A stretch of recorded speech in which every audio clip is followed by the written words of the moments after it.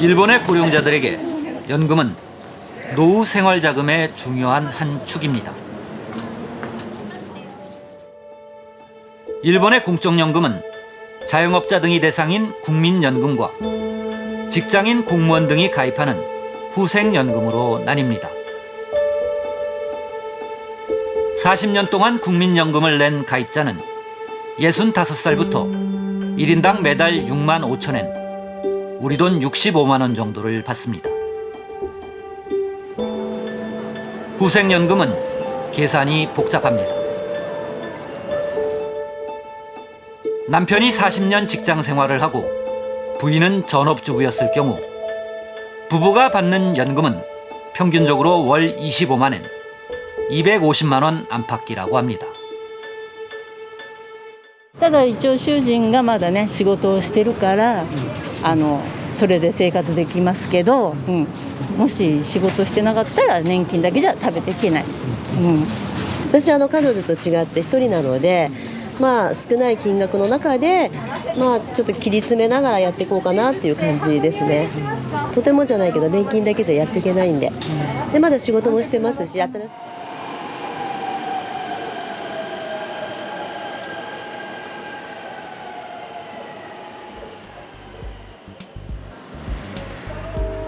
일본은 2004년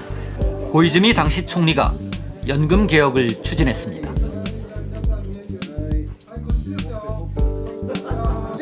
보험료는 더 내고 연금은 덜 받는 개혁이었습니다. 고이즈미 개혁 당시에 주로 했던 말이 100년 동안 연금 재정이 튼튼하다, 이런 것을 강조했다고 할 수가 있습니다. 아무래도 고령화 사회가 되면은 연금이 젊은 층을 중심으로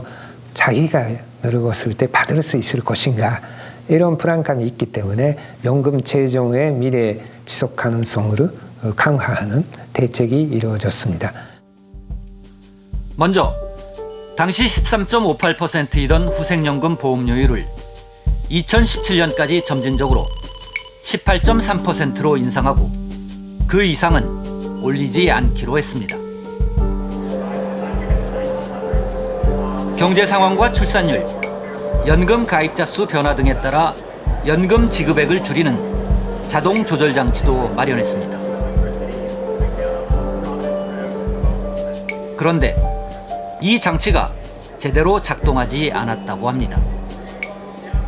高齢者の年金金額のカットっていうのは2004年から今2023年ですけども、この間に2割カットするっていうのが小泉改革で決まったことなんです。でこれは大変重要なことで、これをやらないと日本の年金は財政的に維持できないということになるにもかかわらず、その後の政権は全くカットができていなくて、計画通りにカットできていなくて、保険料を上げないというところだけやってるもんですから、だいぶ年金の財政も将来的に厳しい状況になってしまっている。 결국 고이즈미 연금 개혁은 불안한 개혁으로 남아 있습니다. 연금 재정이 악화가 되는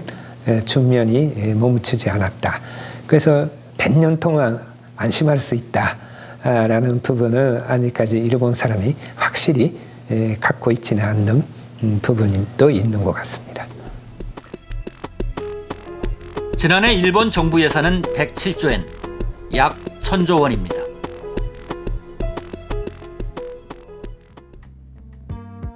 그런데 정부 예산과 별도로 국민연금과 건강보험, 간병보험 등 3대 보험에 들어가는 사회보장 비용이 131조 엔이나 됐습니다. 131조 엔 가운데 보험료 등 수입이 79조 엔이고 나머지 52조 엔은 정부가 빚을 내서 충당했습니다. で50兆円という規模は、日本の国家予算がだいたい100兆ぐらいですので、その半分ですね。本来だったらもっともっと税金も保険料も上げなきゃいけないのに、日本はそれができないもんですから、それをやると非常に政権が持たないというか、政治が非常に批判されるもんですから、借金でやってると結果としてはどうなるかっていうと、財政破綻とかですね、そういう悲惨な、未来がほぼ確実に待っているというふうに思います。 정부가 해마다 빚을 내서 고령자 복지를 유지하고 그 빚은 미래 세대가 갚아야 하는 구조입니다.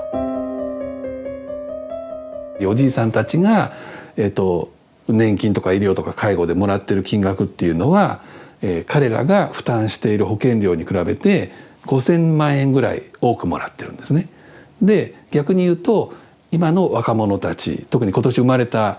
赤ちゃんたちは、もう生まれながらにして、5000万円損してるということですね。そうすると損してる赤ちゃんたちと得してるおじいさんおばあさんたちでだいたい1億円ぐらいの格差が生じているということが日本では言われています。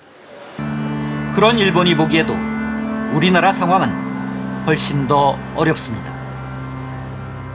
税金を払えない人たちが払える若者が支えるっていうのが社会保障の構造になってるんですね。これがもう破綻してる、どうやって回してるのか、私逆に韓国の政治家の方に聞きたいぐらいですね。